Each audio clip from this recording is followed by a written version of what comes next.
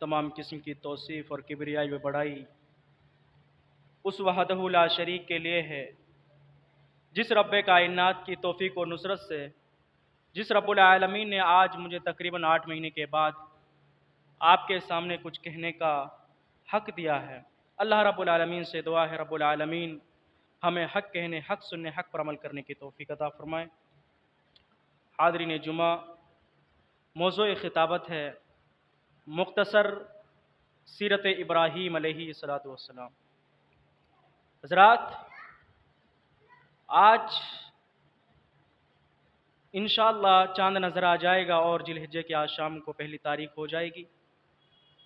ये वो महीना और बाबरकत अशरा गुज़रेगा जो हमारे सामने से, जिसकी फ़जीलत के बारे में आता है कि वल फ़ज्र व लयालिन अश्र।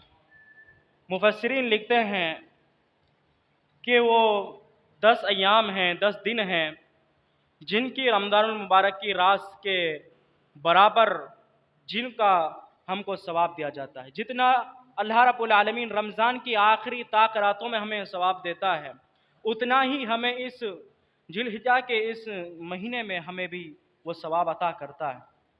इसके बारे में बहुत सी रिवायतें हैं, बहुत सी अहादीस हैं, जिनको बयान करना मुनासिब नहीं है।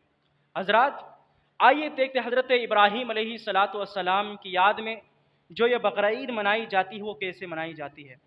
हज़रात, जब आप तारीख़ का मुताला करेंगे, सीरत का मुताला करेंगे तो आपको मालूम होगा हज़रत इब्राहीम अलैहिस्सलातु वस्सलाम एक बुत घर में पैदा हुए, जिसका बाप आज़र बुत बेचा करता था और बुतों को बेच करके अपनी रोज़ी रोटी कमाया करता था। तो उसी दरमियान हज़रत इब्राहीम अलैहिस्सलातु वस्सलाम आज़र के घर में पैदा होते हैं और उन पर गौर और तदब्बुर करते हैं।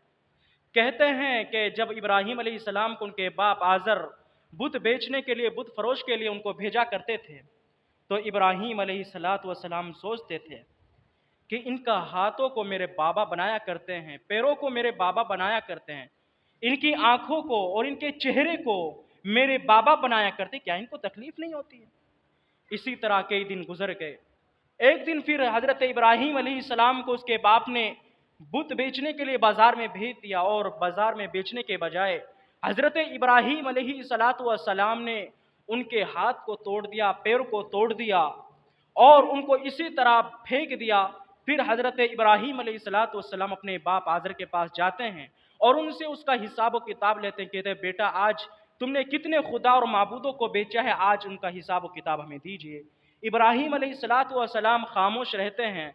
फिर उसी अंदाज से इब्राहीम अलैहिस्सलातु वस्सलाम से फिर पूछते हैं, बेटे, तुमने जो माबूदानों को बेचा है, माबूदों को बेचा है, उनकी रकम कहाँ है, उनकी कीमत कहाँ है? तो कोई जवाब नहीं मिलता। फिर इब्राहीम अलैहिस्सलातु वस्सलाम अपने बाप से कहते हैं, ए मेरे बाबा जान, जब आप इन खुदाओं के हाथों को बनाते हो, क्या इन्हें तकलीफ नहीं होती है? ए मेरे बाबा जान, जब आप इनके चेहरे को तशवीश देते हैं, इन चेहरे की बनावट को, इनकी तस्वीर को बनाते हैं, क्या इन्हें तकलीफ नहीं होती है? कहते, मेरे बाबा, ये तुम्हारे झूठे खुदा हैं, जिनको तुम अपने हाथों से बनाते हैं, जिनको तुम अपने हाथों से इनकी तस्वीर बनाते हैं। हज़रत इब्राहीम अलैहिस्सलातु वस्सलाम अपने बाबा के पास यही आवाज़ लगाती हैं, कहते हैं, मेरे बाबा, ये झूठे खुदा हैं, झूठे माबूद हैं।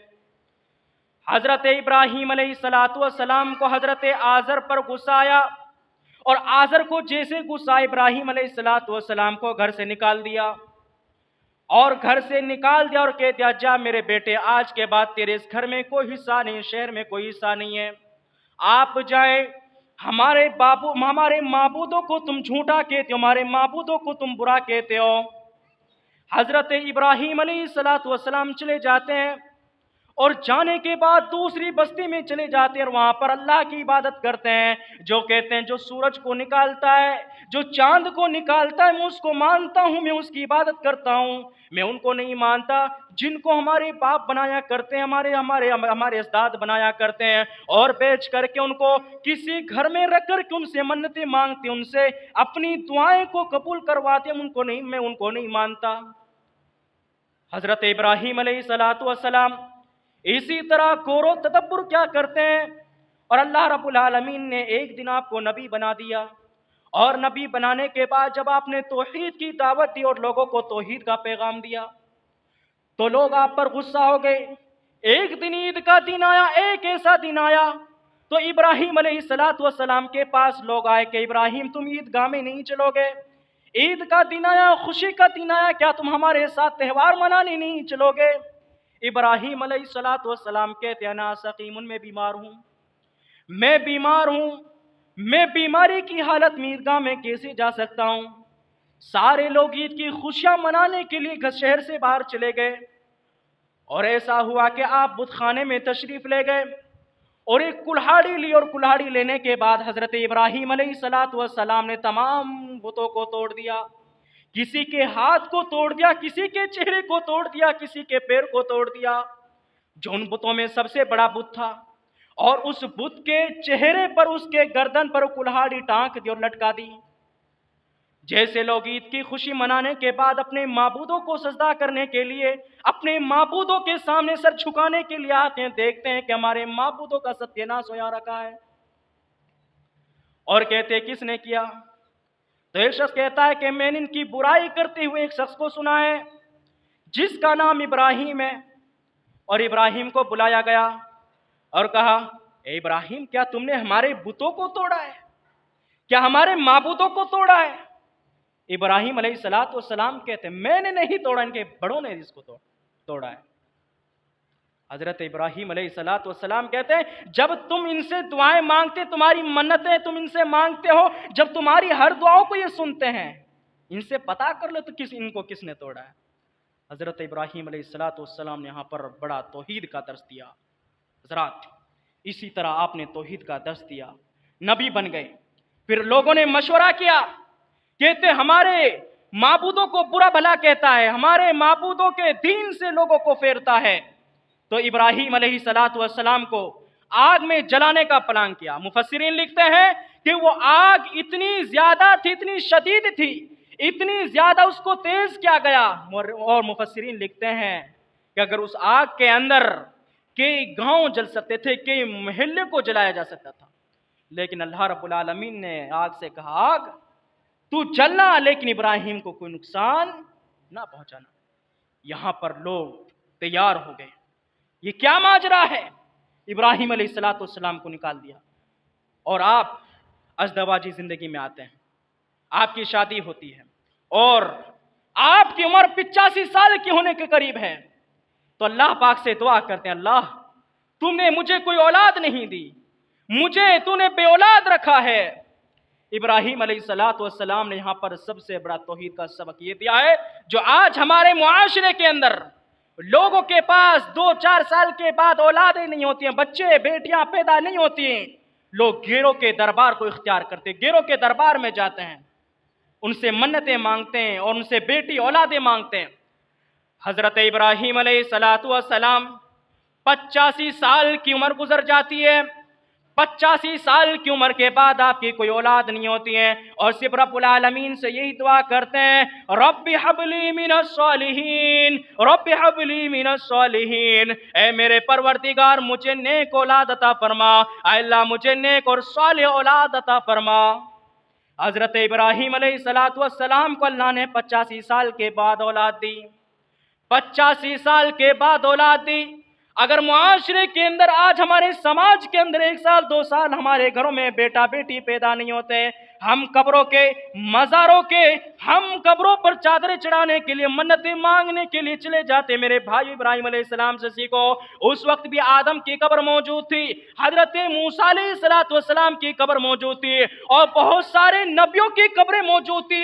اگر وہ جاتے تو ان کی قبروں پر چادریں چادریں چڑھانے کے لیے جاتے تھے، اور ان کی قبروں پر منتیں مانگنے کے لیے جایا کرتے تھے۔ میرے بھائیوں ایسا نہیں تھا، یہاں پر ابراہیم علیہ السلام نے سب سے بڑا توحید کا درس دیا ہے، سب سے بڑا توحید کا درس دیا ہے۔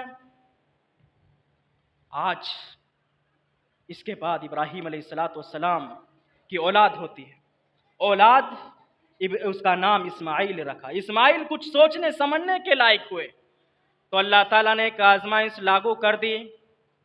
اللہ رب العالمین نے حضرت ابراہیم علیہ السلام کو ایک خواب کی شکل میں ایک خواب کی شکل میں دکھایا کہ ابراہیم علیہ السلام تو اپنے بیٹے اسماعیل کو ذبح کریں۔ اسی طرح آپ کئی روز تک یہی خواب دیکھتے ہیں اور اپنے بیٹے اسماعیل کے سامنے خواب ذکر کرتے ہیں، اور حضرت اسماعیل علیہ السلام اپنے باپ حضرت ابراہیم علیہ السلام سے کہتے ہیں، اے ابراہیم، اے میرے باپ، وہ کام کر ڈالے جس کا رب العالمین نے تمہیں حکم دیا۔ یہاں پر ایک نقطہ یاد رکھیے، حضرت ابراہیم علیہ السلام نے نیک اولاد مانگی، ربی حب لی من الصالحین۔ ہم اور آپ اولادیں مانگتے ہیں لیکن اچھی اولادیں نہیں مانگتے ہیں، نیک اور صالح اولاد نہیں مانگتے ہیں۔ اگر اللہ رب العالمین نے یہ پیغام دیا کہ ابراہیم میں تمہیں ذبح کروں گا، اللہ کا حکم ہے، بیٹے نے کیا جواب دیا؟ باپ وہی کر ڈالیے جس کا رب نے حکم دے دیا، آپ وہ کر ڈالیے جس کا رب نے آپ کو حکم دے دیا۔ میرے بھائیو، آج اپنی اولاد کے سامنے یہ ذکر کر دیجئے، بیٹے میں تو آپ کو ذبح کروں گا، آپ کو باپ کا بیٹا گالی دیتے ہوئے بھاگ جائے گا۔ میرے بھائیو، ہمیں جب بھی اولاد طلب کرنی ہو تو یہی دعا پڑھے، ربی حب لی من الصالحین۔ تو آئیے حضرت ابراہیم علیہ السلام اپنے بیٹے اسماعیل علیہ السلام کو لے کر کے چلتے ہیں۔ اسماعیل علیہ السلام کی قربانی کے لیے آپ چھری اٹھاتے ہیں۔ حضرت ابراہیم علیہ السلام اپنے بیٹے اسماعیل کی گردن پر جیسے چھری پھیرتے ہیں تو چھری چلتی نہیں، اور مفسرین لکھتے ہیں کہ چھری کی دھار اتنی تیز تھی، اگر اس چھری کو سنگ مرمر پر مار دیا جائے تو سنگ مرمر میں چھید ہو جائے گا۔ آپ سوچئے کتنی تیز چھری ہوگی جو حضرت ابراہیم علیہ السلام کے گردن پر حضرت ابراہیم علیہ السلام نے پھیری، لیکن رب العالمین نے چھری سے منع کر دیا، اے چھری، آج تیرا کام کاٹنا نہیں بلکہ آج تیرا کام امتحان لینا ہے۔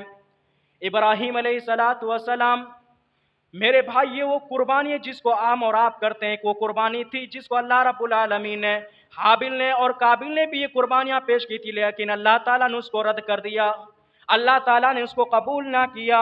اور ابراہیم علیہ السلام نے جب حضرت اسماعیل علیہ السلام پر چھری پھیری تو اللہ تعالیٰ نے اس قربانی کو قبول فرما لیا۔ آپ سوچیں، ابراہیم علیہ السلام کی قربانی ہمارے اور آپ کے لیے آج عبرت بن چکی ہے اور سنت ابراہیمی بن چکی ہے، جو آج اور ہم مسلمانوں کے لیے جن کی استطاعت ہے، جن کی طاقت ہے قربانی کرنے کی، سب پر واجب ہے، ضروری ہے کہ وہ قربانی کریں۔ میرے بھائیوں، یہ حضرت ابراہیم علیہ السلام کی نیک اولاد اور اس کے نتیجہ ہے۔ آج ہمارے حاجی سفر کے لیے، حج کے سفر پر گئے ہوئے، تو اس وقت حضرت ابراہیم علیہ السلام کو اس کی والدہ لے کر گئی، تو ابراہیم علیہ السلام نے اپنے بیٹے کو چھوڑ دیا، اپنی بیوی کو چھوڑ دیا، ہاجرہ کو چھوڑ دیا۔ تو حضرت ابراہیم علیہ السلام اپنی بیوی حضرت ہاجرہ سے کہتے ہیں، ہاجرہ ان سے پوچھتے ہیں، ابراہیم علیہ السلام آپ مجھے کس کے ذمہ چھوڑ کے جا رہے ہیں؟ تو حضرت ابراہیم علیہ السلام خاموشی کے ساتھ اشارہ کرتے ہیں اللہ کی طرف سے۔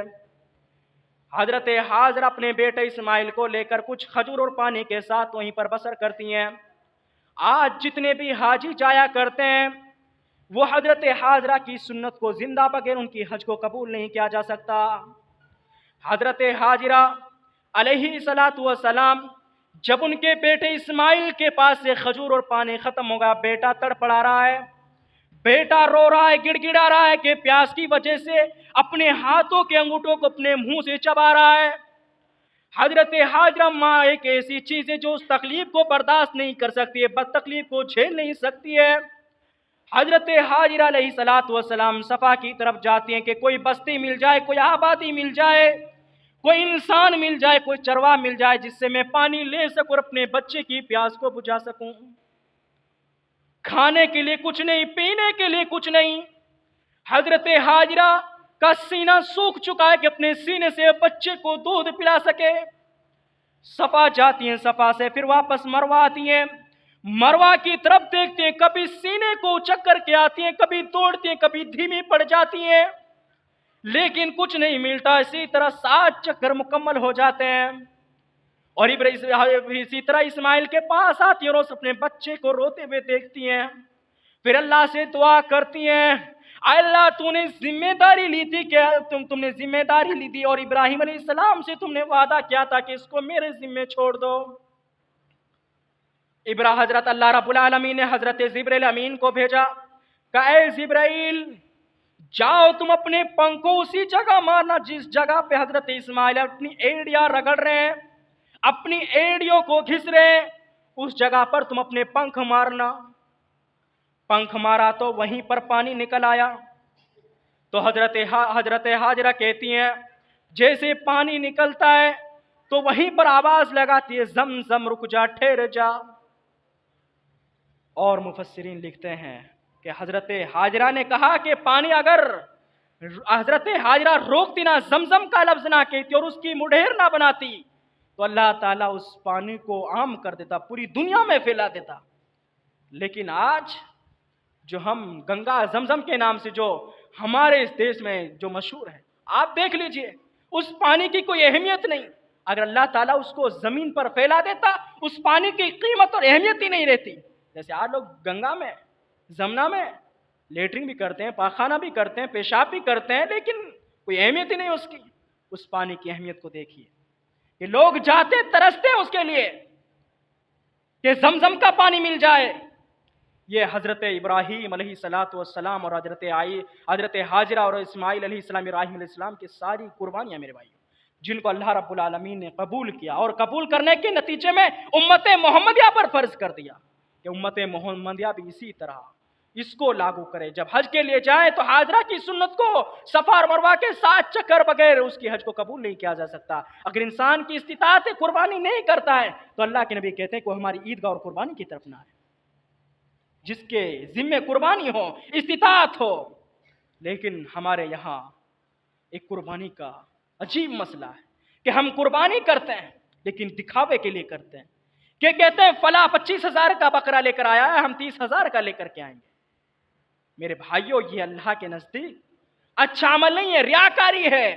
آپ نے لوگوں کو دکھانے کے لیے فلاں نے اتنے روپے کا بکرا ذبح کیا ہے، اتنے پیسے کی قربانی کی ہے۔ میرے بھائیوں یہ آج ہمارا وتیرہ بن چکا ہے، اور آج ایک ہمارے سماج میں اور اچل چکا ہے کہ اگر کسی بکرے پر اللہ کا نام لکھا ہو یا محمد کا نام لکھا ہو، ہم سمجھتے کہ اس کی کتنی بڑی قیمت ہے اور ہمیں کتنا بڑا ثواب ملے گا۔ میرے بھائیو اللہ کا پیغام سنو، لن ینال اللہ لحومها ولا دماؤها ولکن ینالها التقوی منکم، کہ اللہ رب العالمین کے نزدیک نہ تمہارا گوشت جاتا ہے نہ خون جاتا ہے، اور تمہارا نہ اللہ رب العالمین کے نزدیک نہ تمہارا چمڑا جاتا ہے، صرف جاتا ہے تو تمہارا تقوی جاتا ہے۔ آپ سوچئے میرے بھائیوں کہ انسان اس چیز کے چکر میں کہ اس پر اللہ کا نام لکھا ہو بڑا ثواب ملے گا، 2-2 ڈھائی لاکھ روپے کے، اللہ اکبر۔ آج ہمارے اندر اتنی بے ضائع اسراف، فضول خرچیاں، اگر ان سے بول دیا جائے کہ جتنے پیسے کا وہ تم اللہ کے نام پر خرید رہے ہیں، اگر وہی چیز آپ لوگوں میں تقسیم کر دیں، غریبوں میں تقسیم کر دیں، وہ نہیں ہوگا ہم سے ہوگا تو ریاکاری ہوگی۔ میرے بھائیوں اس سے ہمیں اجتناب کرنا چاہیے، اس سے ہمیں پرہیز کرنا چاہیے، تاکہ معاشرے کے اندر غریب جو لوگ ہیں جن کے اندر کچھ قربانی کرنے کی استطاعت ہوتی ہے، وہ آپ کے اس بڑے اور لمبے چوڑے رقم کی وجہ سے، وہ بھی شرمندگی کی وجہ سے، وہ بھی آپ کی وجہ سے قربانی نہیں کر پاتے۔ میرے بھائیوں ہمیں اپنے غریبوں کا، اپنے بزرگوں کا بھی لحاظ رکھ کر کے ہمیں بھی قربانی کا اسی حساب سے ہمیں بجٹ خرچ کرنا چاہیے جس طرح ہماری معاشرے کے ہمارے اندر۔ میرے بھائیوں کیونکہ قربانی اللہ رب العالمین کی بہت بڑی عبادت ہے، بہت بڑی عبادت ہے۔ ہم یہ سنت ابراہیمی بھی ہے کہ ایک باپ نے اپنے بیٹے کو ذبح کرنے کے لیے تیار ہو گئے، لیکن میرے بھائیوں اسی کی یاد میں حضرت ابراہیم علیہ السلام نے اس کی قربانی کو زندہ کرتے ہوئے اللہ رب العالمین نے ہمارے اوپر قربانی کو واجب قرار دیا، ضروری قرار دیا اگر استطاعت ہے۔ اور اسی قربانی کے مد نظر ہمیں کن کن موجودہ حالات میں کن کن چیزوں کا خیال رکھنا ضروری ہے کہ آپ سوشل میڈیا پر، آپ ٹویٹر انسٹاگرام پر آپ اپنے جانور کی تصویر نہ ڈالیں، ذبح کرتے ہوئے گویا گوشت تقسیم کرتے وقت ان سب چیزوں سے ہم گریز کریں۔ میرے بھائیوں جیسی جیسی نظریں ہمارے اوپر جن جن لوگوں کی ہیں آپ ان سے واقف ہیں کہ ہم کس وقت میں کس جگہ پر ہم کو ختم کرنے کی سازشیں کی جا رہی ہیں، مٹانے کی سازشیں کی جا رہی ہیں، لیکن ان چیزوں کو ہمیں مکمل لحاظ رکھنا چاہیے اور ہمیں مکمل طور پر دین اسلام کے اندر داخل ہو کر کے ایک دوسرے کا تعاون وتعاونوا علی البر والتقوی کے تحت ایک دوسرے کے ساتھ مل جل کر رہنے اور ایک دوسرے کا ساتھ تعاون کرنے کے ساتھ ہمیں مل جل کر رہنے کی سخت ضرورت ہے میرے بھائیوں، کیونکہ اس دور میں ایسا وقت ہے کہ میرے بھائیوں اگر ہم متحد رہیں گے تو ہمیں کوئی بھی چیز، کوئی بھی ایسی حکومت، کوئی بھی سیاسی حکومت ہمیں نیست و نابود نہیں کر سکتی۔ شرط یہ ہے کہ ہم متحد ہوں، متحد ہو تو بدل ڈالو نظام گلشن کو، منتشر ہو، مرو لڑو، پھر شور کیوں مچاتے ہو میرے بھائیوں؟ اگر ہم متحد ہیں، ہم متحد ہو کر کے نمازوں میں آئے، متحد ہو کر کے ہم صلاۃ خمسہ کی پابندی کریں۔ اگر ہم متحد نہیں ہیں میرے بھائیوں، ہم پر ایسے ایسی آفتیں، مصیبتیں آئیں گی کہ ہم سے نمازوں سے روک دیا جائے گا، ہمیں مسجدوں سے روک دیا جائے گا، ہمیں قربانیوں سے روک دیا جائے گا، سنت ابراہیمی سے روک دیا جائے گا میرے بھائیوں۔ ہمیں ضرورت ہے اس بات کی کہ ہم مکمل طور پر اسلام کے اندر داخل ہوں، مکمل طور پر دین کی اور اسلام کی جو شروط ہیں ان پر مکمل لحاظ رکھنا چاہیے میرے بھائیوں۔ ہمیں چاہیے کہ ہم دین کے اندر مکمل طور پر اللہ رب العالمین کے اس دین کا الیوم اکملت لکم دینکم واتممت علیکم نعمتی ورضیت لکم الاسلام دینا کے تحت ہم اس کے اندر داخل ہوں اور اس کے اندر کوئی ایسی چیز ایجاد نہ کریں جس سے رب العالمین نے ہمیں منع کر دیا۔ اگر ہم نے اس چیز کو ایجاد کرتے ہیں تو ہم شرک کی طرف جاتے ہیں میرے بھائیوں، جس شرک کو روکنے کے لیے اللہ کے نبی محمد رسول اللہ صلی اللہ علیہ وسلم نے کوشش کی اور حضرت ابراہیم علیہ السلام نے کوشش کی۔ ابراہیم علیہ السلام کسی شرک کی بنا پر حضرت ابراہیم علیہ السلام کو آگ میں ڈالا گیا، گھر سے نکالا گیا، شہر سے نکالا گیا۔ ہمیں ضرورت ہے اس بات کی کہ ہم مکمل طور پر شرک سے اجتناب کریں اور سنت ابراہیمی کو زندہ کریں اور ان عشرہ ذی الحجہ کے اندر ہم رب العالمین کی زیادہ سے زیادہ عبادت کریں اور تکبیر تحریمہ کا ہم مکمل اہتمام کریں، تکبیروں کا بھی ہم مکمل اہتمام کریں کہ آج سے مغرب کے بعد انشاءاللہ ہم ان تکبیروں کا اہتمام کریں گے۔ رب العالمین سے دعا ہے رب العالمین تو ہمیں سننے سے زیادہ عمل کرنے کی توفیق عطا فرما، رب العالمین تو ہمیں سنت ابراہیمی کو زندہ کرنے کی توفیق عطا فرما۔ رب العالمین جب تک ہم جئیں اسلام پر جئیں، جب ہمارا خاتمہ ہو ایمان بالخیر پر ہو۔ وآخر دعوانا الحمدللہ رب العالمین۔